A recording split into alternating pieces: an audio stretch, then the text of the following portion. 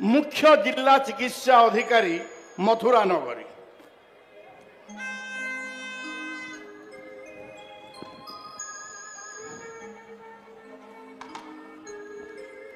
महाराज मथुरा नगरी प्रजा माने गुरुतर अभियोग करुचंती। की अभियोग?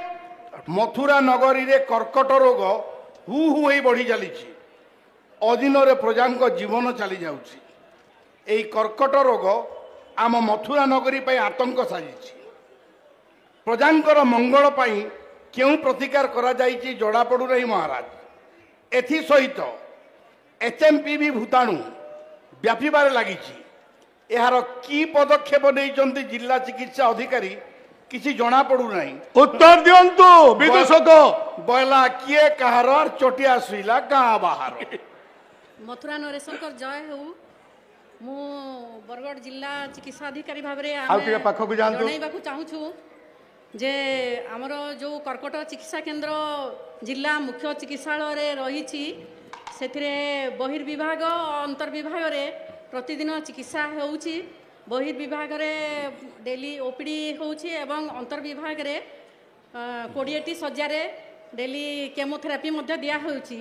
तापरे आमर प्रति गुरुवार दिन आमर 204टी सब सेंटर आयुष्मान आरोग्य मंदिर जोटा अच्छी से सस्पेक्टेड कैंसर रोगी मानकू जिला मुख्य चिकित्सालय को रेफर करा होउची।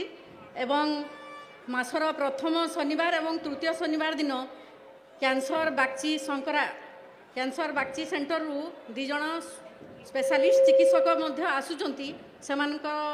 उन्नत मानर चिकित्सा निमंते आमे यथाविधि पदक्षेप नेउछु महाराज। एवं एचएमपीवी भूताणु एपर्यंत भारत में मात्र 8टी केस डिटेक्ट होइछि। आमर ओडिसा रे एपर्यंत देखा देई नै। सुन मोर आदेश रे आसंता काली सर्वप्रथम रे डाक्तरी दल जीवे आश्रय स्थली को महाराज आपण को आदेश सेठी जेति के वृद्ध वृद्धा अछंती समस्त को चिकित्सा करबा पई देउछि आदेश। आपण को आदेश शिरोधार्य महाराज। धन्यवाद। सुन तम परी सीडीएमओ पाई मोजी आनंदित एवं गर्वित कहीं जो जो अभियोग आम सीडीएमओ पाखरे पहुंची संगे संगे उत्तर